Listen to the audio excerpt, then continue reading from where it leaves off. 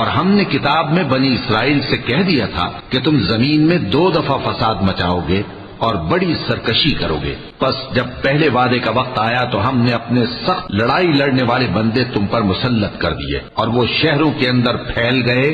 और वो वादा पूरा होकर रहा। फिर हमने दूसरी बार तुमको उन पर गलबा दिया और माल और बेटों से तुम्हारी मदद की और तुमको जमाते कसीर बना दिया। अगर तुम नेकुकारी करोगे तो अपनी जानों के लिए करोगे और अगर आमाले बद करोगे तो उनका वबाल भी तुम्हारी ही जानों पर होगा। फिर जब दूसरे वादे का वक्त आया तो हमने फिर अपने बंदे भेजे ताकि तुम्हारे चेहरों को बिगाड़ दें और जिस तरह पहली दफा मस्जिद बैतुल मक़दिस में दाखिल हो गए थे